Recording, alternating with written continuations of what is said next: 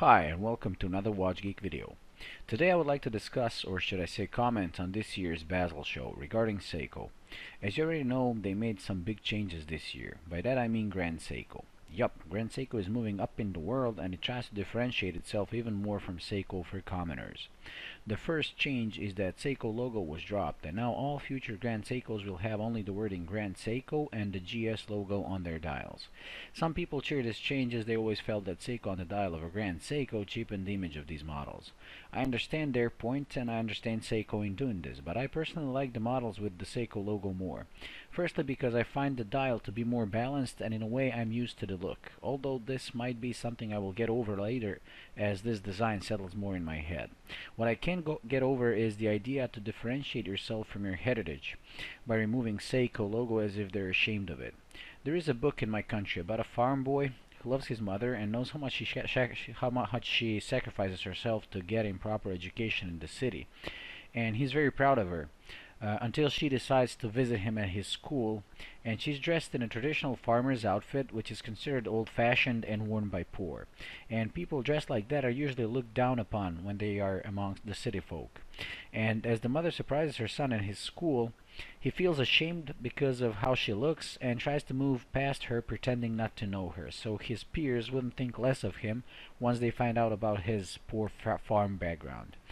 And that breaks the heart of the woman who has given everything she has to make it possible for him to move up in life.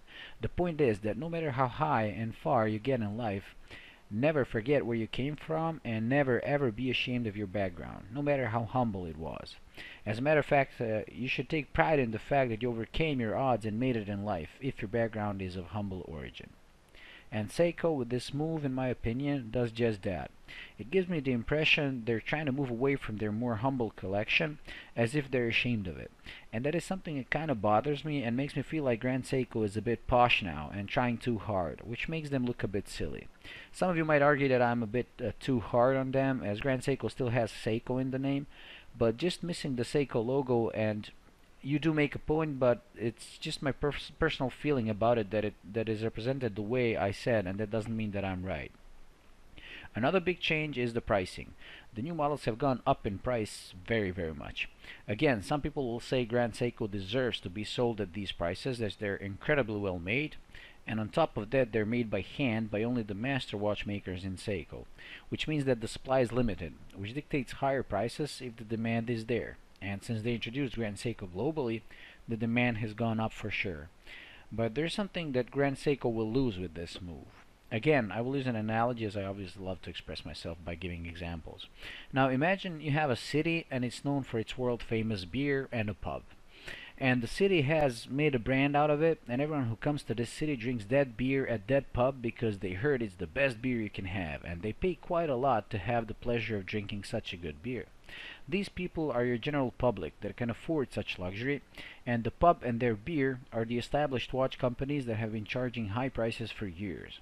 But if you stay in the city for a bit longer, you hear rumor about a little pub in a back alley, like hidden away, and has been making their own beer that's exquisite, and some claim that it's even better and more special than the world famous brand in the big pub at the main square.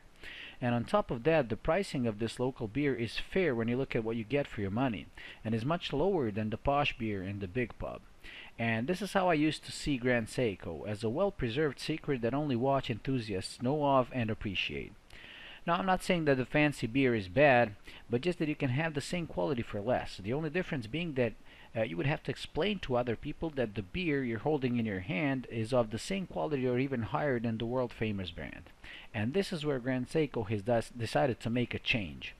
The little pub has raised their prices to be the same as in the big pub, and although, like I said, they have every right to do so, as they're exquisitely made, I think that will attract the wrong type of people to Grand Seiko, or our little pub and beer, if you will. People who will buy it because it's expensive, so they can show they can afford an expensive Seiko. That is a good thing for Seiko as a company, but I think they will also lose some of the local people or enthusiasts who appreciated the fair pricing. There was a saying in the watch community that you buy certain watch brands for others or to make an impression, while you buy a Grand Seiko for yourself because it was under the radar and only the people in the know knew what you had on your wrist. With this move, Seiko is trying to make Grand Seiko also be one of the brands you buy to impress others, even those who only understand value through money, and that is a shame, at least to me. Then if we look at the models offered, if we ignore the limited edition hand-wide models, which are almost perfect in my opinion, with only two drawbacks, the price and the fact that they're limited, we get the modern versions of the same model, looking great, but at 13.1 millimeter thick, they show the only problem of modern Grand Seikos. They're simply too thick. Then we have the new version of the High Beat Diver, the successor of the monstrous limited edition model from a few years, and guess what, it's still monstrous, measuring 46.9 millimeters in diameter and incredible 17 millimeters in thickness. And we're talking about a Grand Seiko. To me, these dimensions should be reserved for only the most hardcore tool divers like their Tunas, and not Grand Seiko. That is supposed to be the epitome of elegance and simplicity. I mean, this watch dwarfs the Rolex Deep Sea Dweller, a watch I already find too big.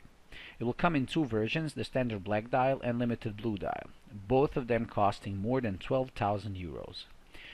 Next we have the Grand Seiko Black Ceramic Collection, which is using the spring-dry chronograph GMT movement that was in the Anantas and the old Grand Seiko chronograph.